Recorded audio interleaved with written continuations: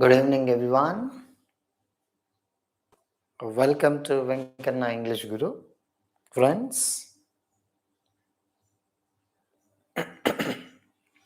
we'll be starting our class in a minute. Friends, a very good evening.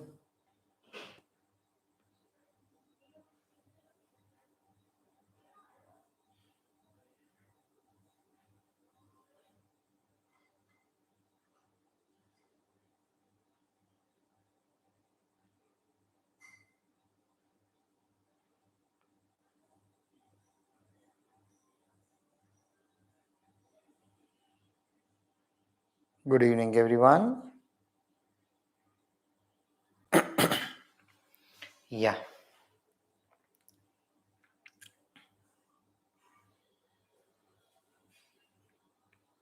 We'll be starting our class in a minute.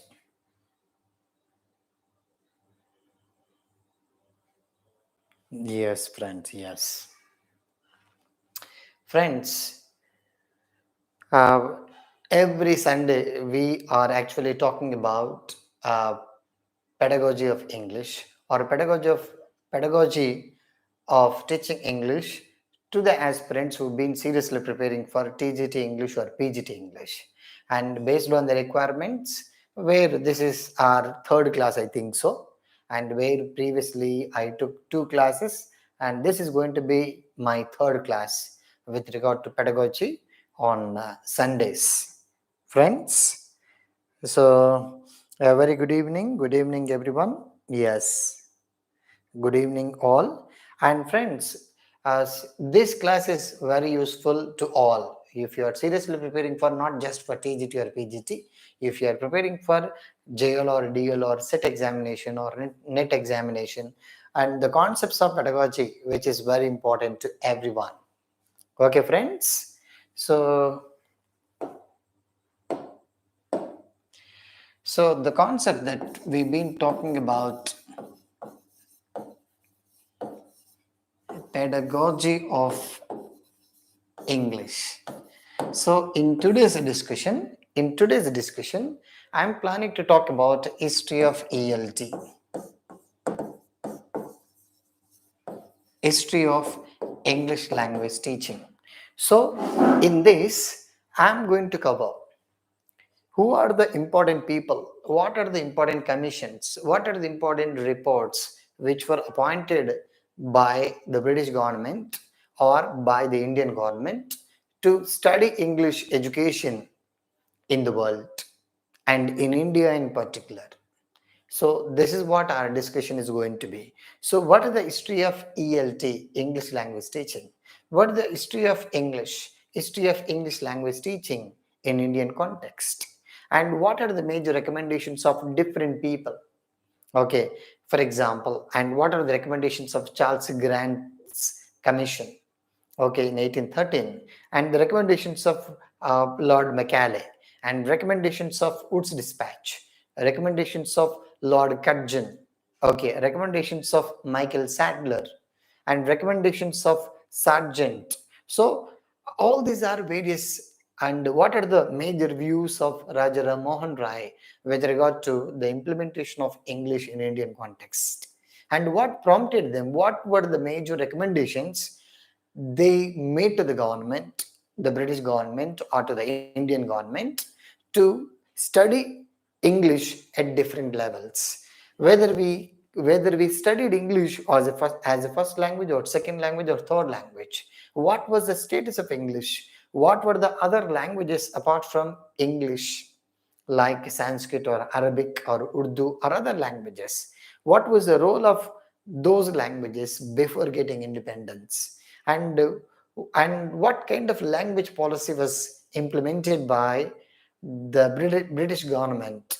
And what were the who from the world, from the European world, from UK and from the USA, who actually introduced and different approaches, different methods before independence and after independence? And that is what I'm planning to talk about in this video, my friends. Okay, and if you get in between any doubts or clarifications, you can post, you can chat with me, so that I'll be able to give you a lot of ideas. Okay, friends, and I'll give you and the kind of requirement that you want, and you can post your doubts. Previously, when I took my class, when I took the last class on last Sunday on 15th, some of the students posted, "Sir, can you teach phonetics?" Yes, I will also talk about phonetics, and I'll give you a lot of tips with regard to phonetics and pronunciation, teaching pronunciation, and all that.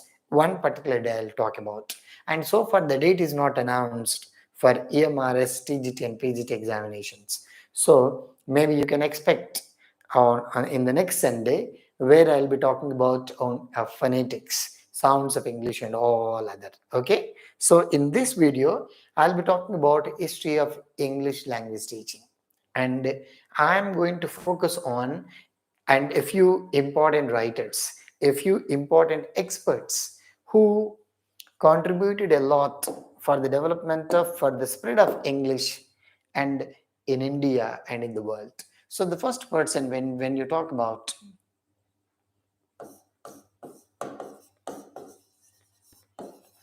history of ELT, I can say, where I'll be talking about a few points with regard to Charles Grant or Lord McElligott or Rajaram Mohan Rai.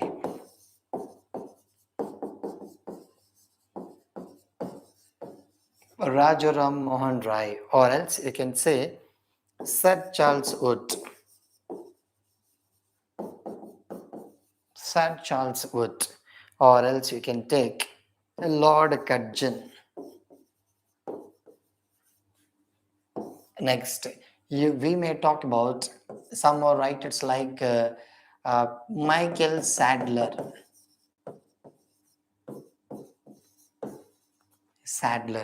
or else we'll talk about Henry Sweet.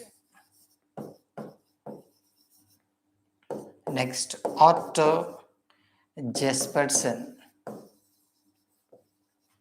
or else J.V. Midingar, or else you can take another important aspect with regard to this language through literature.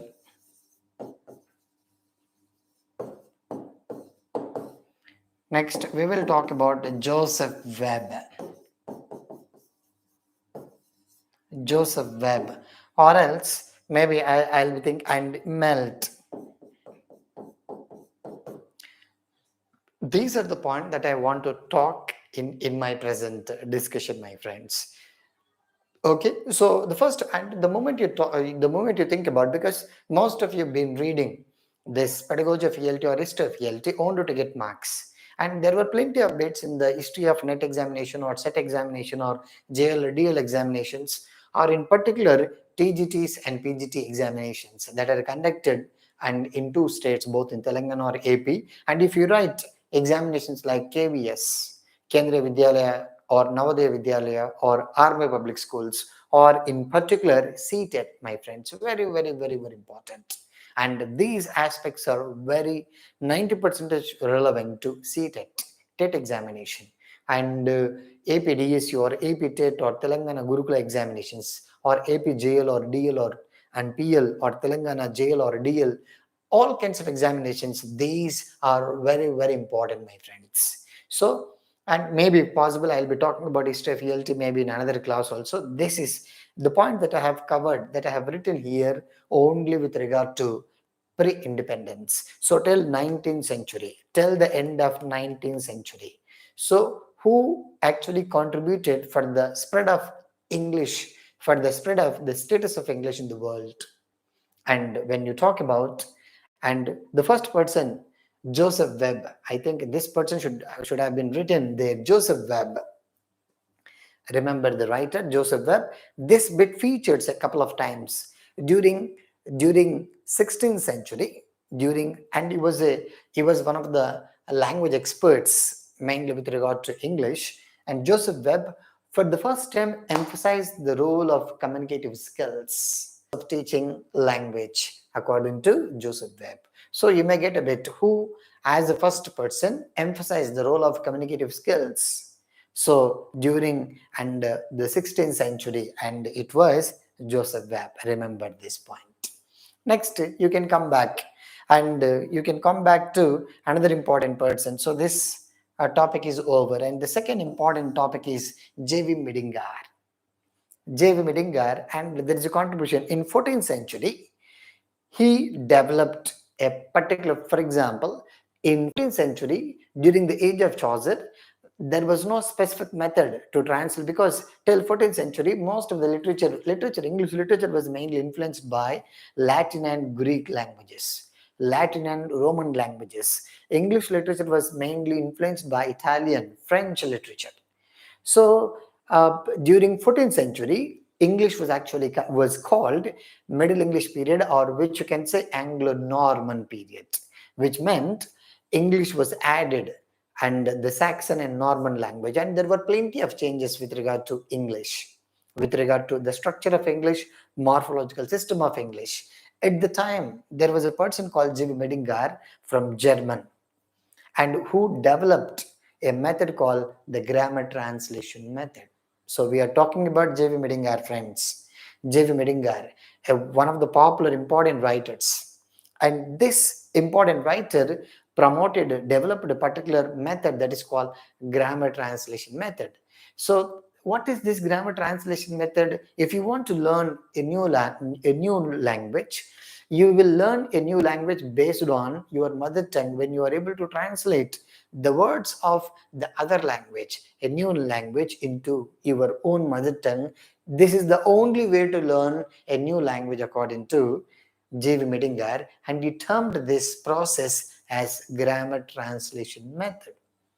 And he developed grammar translation method mainly to translate the works of Latin into Old English, Middle English, and the works of Greek into Middle English, works of Italian into English, and French into English, and where the method of grammar translation helped a number of linguists and to translate and to learn new languages, because according to J.V. Medinger, this was the only style of learning a new language according to J.V. Medinger. True. Enough, my friends. So one, the concept of communicative skill. Second, the concept of grammar translation method. Okay, now we'll come back to Charles Grant. Charles Grant, the moment you think about Charles Grant, you need to remember the date 1813, Grant's Commission, or Charles Grant's Commission. So when the English invaded India, and for the first time in 1813 thought of teaching English to all Indians, then and it was on the responsibility of Charles Grant, and a committee was appointed under Charles Grant, and this commission is considered to be the Grant's Commission or Charles Grant's Commission, 1813. Remember the date. Okay, friends. Next, and one of the major important recommendations that was recommended by this Charles Grant's Commission was, we need, and there were different recommendations, and one of them, there is a need to introduce English education in India. One important recommendation given by Charles Grant. And second, if you really want to include and introduce English education, there is a requirement to spend 1 lakh rupees. Okay, 1 lakh rupees. So if the Britain government is able to and spend 1 lakh rupees, then it's very easy to spread the system of English education in India. This is the major recommendation that is given by Charles Grant. And enough, my friends, not required. And Charles Grant is considered to be the father of ELT in the world, and where he recommended in different parts of the world, if you really want to introduce English in any country, not just in Indian context, you need to spend some money, so that it's only possible. There is a requirement to and establish a number of schools and a number of teachers, number of materials. There is a requirement for that, and for that financial assistance is required according to Charles Grant. Enough. Next, another important expert was Lord Macaulay. Friends, Lord Macaulay. Okay, so Lord Macaulay means the moment you think about, there is a date called 1835. And Lord Macaulay, or you can say Macaulay's minutes, we can say Macaulay's minutes. These Macaulay's minutes were proposed on 2nd February 1835. This date is very important, my friends. 2nd February in 1835. And what are the major recommendations given by Lord Macaulay? And he makes a lot of statements. There is a need to introduce English education, the system of English language education in India. That's a statement made by Macaulay. And he also says we need to avoid all the vernacular languages. We need to avoid all the vernacular languages. What were the vernacular languages which were popular during 1835, like Telugu or Tamil or Bengali, or all these were considered to be vernacular languages at the time. And according to Lord Macaulay, all these vernaculars are to be avoided. And we need to begin English from class 1. Another recommendation made by Macaulay. Macaulay made a number of two popular quotations, my friends. These are very, very important. We want a class of people who would be Indian in blood and color, but English in taste, opinion, morals, and intellect. Very popular dialogue made by Macaulay. This featured several times in the history of CTET, TET, and several times in different teacher recruitment tests, my friends. Remember that. And second important quotation that is made by Macaulay was, importing manpower from England would create a lot of financial problems to the British. Instead, if we educate a few Indians, it would reduce the financial burden of the British. Hence, the Indians who learn English would be the translators between the real Indians and the British. These were the major important recommendations made by Macaulay in 1835, and his main focus was to convert a few Indians as translators between the real Indians and the British. And this committee, and by 1835 we can say that the system of English language education was started or began. Next, Rajaram Mohan Rai, the staunch believer of Brahma Samaj from Calcutta, the staunch believer of Brahma Samaj from Indian origin. The first person who supported the move to learn English, to introduce English in India, was Rajaram Mohan Rai. And he had different ideas about the system of English education. He believed that the study of English would provide an opportunity to look beyond Indian borders. If you want to understand what is actually happening in the world, and you will see based on the window of English. If you learn English, it provides an opportunity to look beyond Indian borders. Next, he also made another statement, the study of our classical languages, because India, before independence, there were two popular classical languages. One was Sanskrit, another one was Arabic, which were neglected after independence, So one was Sanskrit and another one was Sanskrit and Arabic and Urdu, or you can also see. So he believed that study of classical languages was good. It was good if we study our own languages, but it would not promote the ideas of objectivity among the Indians. If you study English, it would create objective views among the Indians, and you will look at knowledge as knowledge. So what is very important? Study of English is very important. Study of English would provide an opportunity to look knowledge as knowledge, to look beyond Indian borders, and to promote objective views about the subject. For example, say today, and what is the best language in the world? That is English. 85 to 90% of the words, matter that is available in the world exists only in English. That's what the study of English is very important according to Rajaram Mohan Rai. And he also spoke to the Governor General at the time, Lord William Bentinck, in 1835, and he consented, and with that, at the process of introducing English in Indian context in 1835. Next, friends, Sir Charles Wood, very, very important. The moment you think about Sir Charles Wood, you need to get the idea of Wood's dispatch.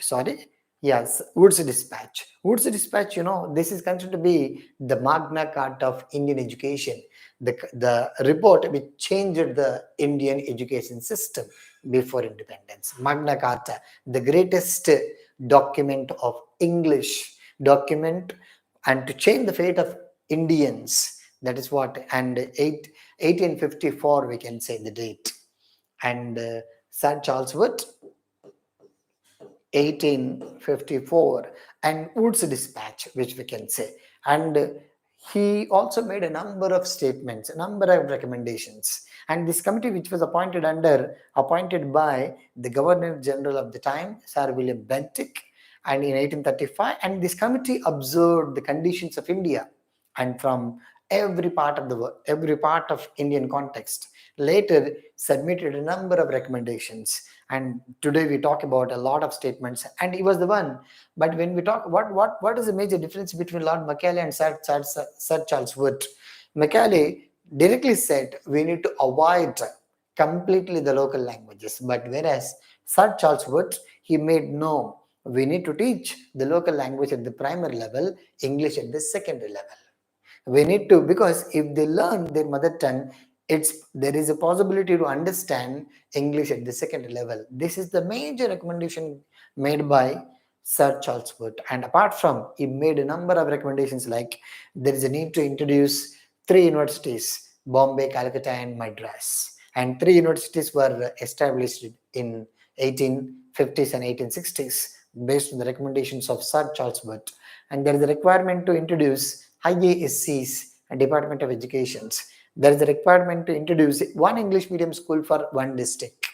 Another important, there is a requirement to introduce separate schools for girls, and grants and aid scheme. Today we talk about a lot of aided schools, aided colleges. This is the concept which is actually introduced by Sir Charles Wood.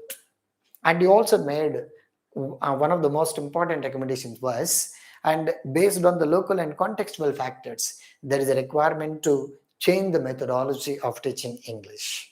And he says, and he also recommended that appropriate models of teaching and learning English, where English is taught as L1 from whether it is USA or UK, appropriate models of teaching English are to be adapted, are to be brought from these 2 countries, are to be introduced in Indian context.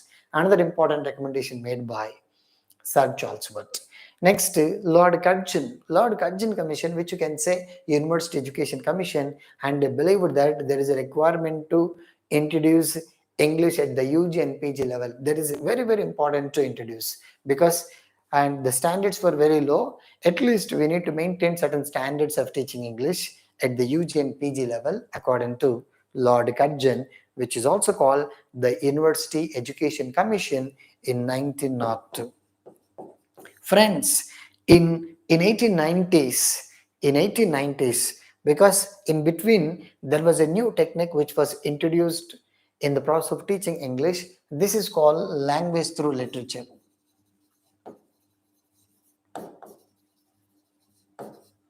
So sorry, I think I have written here language through literature. Language through literature, this is a new concept, because this bit featured several times in the history of CTET, JL, DL and TGT, PGT examinations across India and different examinations. The point that I've been talking about, and my friends, and plenty of ideas about based on my previous videos. I'm talking about something, the history of ELT, which you cannot find in one single textbook, because with regard to literature or something else, you will find in one book, but based on this, you won't find all that. So language through literature, it's a new concept. If you want to learn English, and if you develop the habit of reading novels, reading plays, reading poetry, reading short stories, and children will be able to learn English in a better way. It's a notion, it's an idea, and this idea was introduced and in 1890s in Indian context. So what is this technique? Language through literature. It was first introduced in Madras Presidency at the time, and India was called 3: Madras Presidency or Calcutta Presidency or Bombay Presidency. Like So this language through literature, this is the modern important technique which was started for the first time at the Madras presidency. Okay, so this is very important. So learning language through, so that's what you could see a lot of teachers, and maybe 1980s, 1970s, they learned English by reading a lot of novels. And even I could find a lot of my classmates who learned English by reading a number of novels. Okay, so the process of learning a new language by reading different novels, different poetry, different plays of the target language, which you can say language through literature. Friends, we have plenty of new techniques like language through skill, language through content, language through literature, and today language through discourse. Like there are plenty of techniques, and this was one of the important techniques which was introduced in Indian context in 1890s at Madras presidency. Very, very important. Several times this bit featured in different examinations. Very, very important, my friends. Next, Michael Sadler report. Michael Sadler, 1917. And Michael Sadler, who recommended, because it was the time of Indian independence revolution, and where the study of English was neglected. The status of English was violated by the Indians.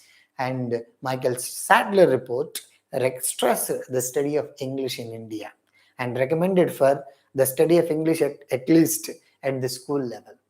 Next, Henry Sweet, very, very important, these two, Henry Sweet, Otto Jespersen in 1900. In 1900, these are the two important experts, Henry Sweet, Otto Jespersen, H. Sharp. These are the three important linguists, and believed that language is primarily speech, which means if language is a subject which cannot be taught in the classroom, which can be caught, received, because I picked up a little bit Hindi, where because most of my classmates in Hyderabad were from Urdu medium background, and where they were able to use Hindi, and where I picked up certain expressions, kya hua re, kya kar raha re, kahan ja rahe tum. So they used to use a lot of Hindi. क्या हुआ अब क्या कर सकते हैं आप, वो exam हो गया है क्या. सो देर आर, एंड आप आपका हेल्थ कैसा है, कैसा हो, जैसा है, ऐसा है, वैसा है. सो आप कहाँ पे है, किधर से आया, उधर से आया. सो at the school level they were able to use a lot of Hindi expressions, where as a school kid of class 5th or 6th I used to observe some of my classmates, Mujib Ahmed, Salim, Rafi, like I used to have plenty, Fatima, Irshad Begum, like there are plenty of my classmates where I used to observe them. I used to pick up these aspects. So what did I do? I did not learn Hindi by or Urdu sitting in the classroom. How do you learn English in 30 days? No.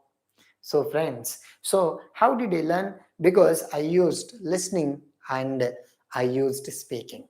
So Henry Sweet, Otto Jespersen, they opposed the ideas of J.V. Midingar. What were the ideas of J.V. Midingar? Learning a language is possible if you translate the words into the target language. This is the idea of J.V. Midingar. J.V. Midingar believed that in the process of learning a language, what is very easy, if you want to learn a new language, and the words and phrases and sentences of the target language are to be translated into your language. This is the only way to learn a language according to J.V. Midingar. This is called grammar translation method, or else you can just simply the translation method, which is made. But Henry Sweet, Otto Jespersen, this was made long back, 14th century. And this grammar translation method was very popular in India. It was introduced in 1835, and it was very popular from 1835 to 1900. Later in 19th century, during and at the beginning of 20th century, Henry Sweet, Otto Jespersen, okay, and they believed that language is a subject which cannot be taught in the classroom, which cannot be translated all the time, and language is a subject which can be caught, received, observed, and learned, not taught in the classroom. And language is a subject And because there were plenty of languages by 19th century, by the end of 19th century or the beginning of 20th century, there were nearly in India, once you think about, there were more than 6,000 languages in the world. In India, once you observe, there are more than 3,000 languages in India. But do all these languages have script? No. And is it possible to learn all these languages through grammar translation method, where you translate the words from one language to the other? Not possible. So, and only we have nearly below 100 languages in India, we have script. So you can learn based on grammar translation method. But Henry Sweet believed that it is not possible to translate every word or every print, every sentence, because language is not a subject where you can always learn language through reading and writing. Language learning is primarily speech. Language is primarily speech. Language learning happens only through spoken form, according to Henry Sweet. Otto Jesperson. In the process, and the unit of language is a sentence. So, which means in the process of learning language, your focus should be always on meaning or message. For example, I may make a few mistakes in terms of grammar, but what should be your focus? Your focus should be always on the meaning. What is being conveyed by the speaker? What is being taught in this class? What is there in this video? That is what your focus is today. Yes or no? Yes. So when you communicate, your focus should be always on the message or the meaning or the process of communication, not on the grammar or vocabulary or phrases that are being used by the speaker. This is according to Henry Sweet, Otto Jesperson. Hence, based on this idea, and they opposed grammar translation method, and they believed that if you really want to improve fluency in language, proficiency in learning English as a second language or third language, it is not important to adapt only grammar translation method, and they opposed it and they proposed the direct method. So who? Henry Sweet, Otto Jesperson, H. Sharp, they proposed a new method in the world. What is this? And by opposing grammar translation method, you will get a bit. What is the opposite of the grammar translation method? Once you observe the previous one in my previous class, maybe on 7th, I took a class on seated question papers. Once you observe all that, bits are on this. So they opposed grammar translation method. So there was a bit, what is the opposite of grammar translation method? A direct method. Direct method is also called immersion method. It is also considered to be modern method. Okay, immersion natural method in this direct method. So what is this direct method which is proposed by Henry Sweet and Otto Jesperson? Language learning happens best when you give priority to speech. What is speech? You should be able to listen, you should be able to speak. So if you have the ability to listen properly, definitely you will be able to speak properly. So this is the idea of direct method, and this method and gave a lot of importance to listening and speaking skills, and what kind of strategies are very important to improve listening and speaking. They focused and they implemented different strategies like individual pairs and individual tasks, paid tasks, group tasks, role plays, mock interviews, and the teaching learning context happens only in the target language. If the students are able to use their mother tongue, and there were severe punishments given to the students. For example, you might have read sometimes in the newspapers, I'm an ass, I'm a donkey. There used to be some placards that are to be written on the back of the kids. They were put on the outside the classroom. If they happen to use their mother tongue in the school premises or in classrooms, they are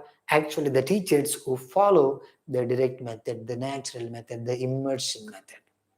Okay, which is popularized by Henry Sweet and Otto Jesperson. This was introduced in Indian context and very popular from 1900 to 1950. Still it is popular in most of the teacher education colleges, most of the teacher training institutions.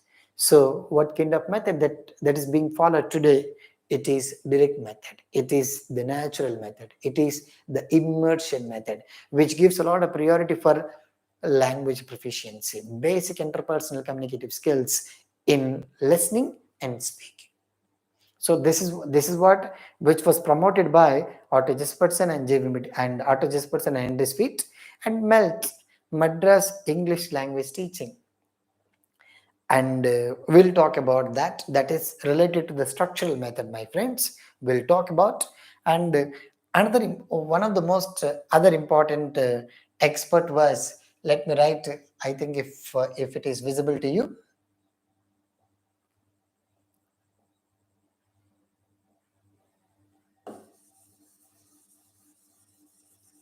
If it is visible to you, okay. Sorry.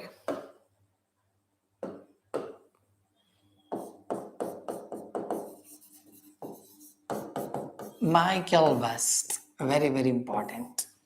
Michael West. He was actually a school inspector in 1907 in the West Bengal and Dhaka and Assam.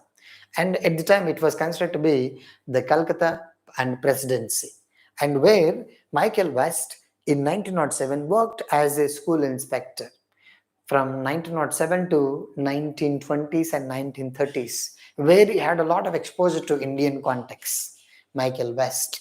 And he observed the conditions of India and he came up with a new idea. Indians are learning English not to speak, they are learning English only to read. This is an observation made by Michael West, which means he is emphasizing the skill of reading.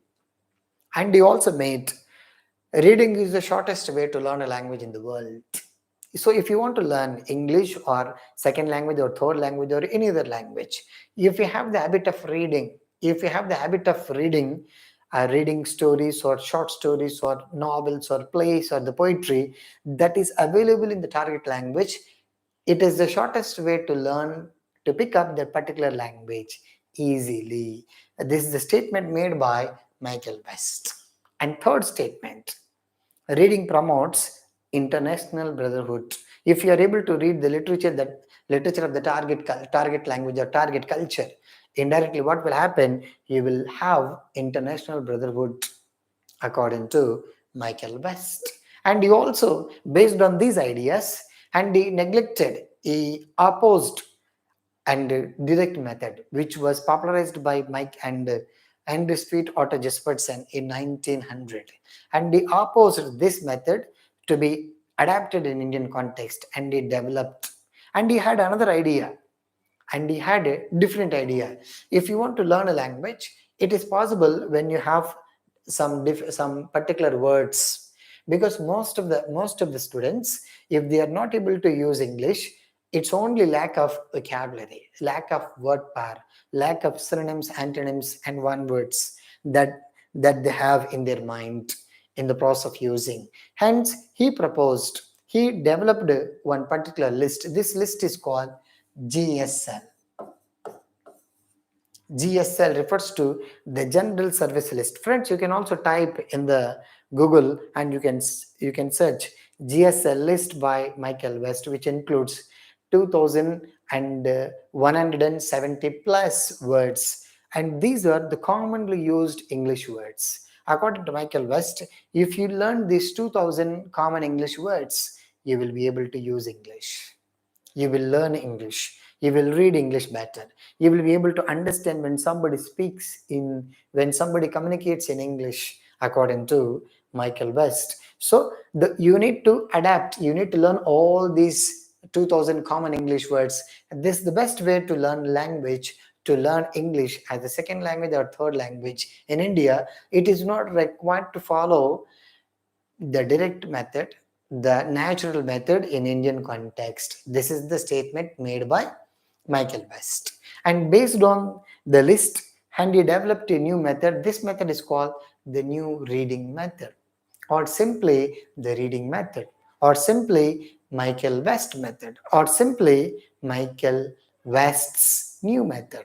And this method gives a lot of importance to only to Indians. For example, friends, I'll tell you, in India, if you check any question paper, any examination pattern from uh, TTC examinations to, or SSC or CBSC class 10 class intermediate examinations to CSAT examination, what is being tested among the students with regard to English? What is being tested? Only reading skills are majorly tested. Maybe for the past 10 years, the examination pattern, and there were changes in that. But most of the examinations, they focus on reading abilities, reading comprehension, and the process of recognizing the awareness of vocabulary, awareness of grammar, awareness about functional English. So what we've been talking about, the ideas which are given by Michael West. And this Michael West's new reading method, focuses only on promoting reading skills and helping the students to be independent readers. If you are a good reader, you will be a good speaker, according to Michael West. So these were all popular important figures, and there were plenty. Haradi Palmer and I.A. Richards or Ogden Nash. So because I'm recollecting, there was a bit in the history of NET examination, in the history of the previous KVS examinations, basic English project, and this actually took place in 1926 to 1940s. And I.A. Richards or Ogden Nash believed that study of 850 words enough. If you learn 850 common English words, you will be able to learn English in an easy manner. And this is the project, the title is the Basic English Project, and started by Ogden Nash and I.A. Richards from 1926 to 1940s. This is called the Basic English Project. So these are all a few points, my friends, think of. And due to time constraints, I am not able to talk about history of ELT after independence, because there are plenty of commissions like Second Education Commission, Three Language Formula, Kunjuru Committee Report, Bennett's Report, and Sadler Report, and you can see uh, Study Group 1, 2, 3, and Curriculum Development Center Report, and the ideas of Chomsky, ideas of and Jean Piaget into ELT, and ideas of Lev Vygotsky, and NCF 2000, and NPA 1986, NPA 1968, and Program of a Plan of Action 1992, and National Curriculum Framework for Elementary and Secondary Education 1989. And like there are plenty of reports when you talk about, and NPA 2020, and NCFTA 2010, NCFSE, NCF 2005. What are the major recommendations given by those important experts? And what is the contribution of different national, international organizations of English like NCRT, RIE, and CIE, CFL, IFLU? And there are plenty of things that I want to talk about. Maybe if possible, we'll take the class maybe in the next time, and you can post your doubts. It's a time for your doubts concept, my friends. Before you leave, like our videos, and this is very important, because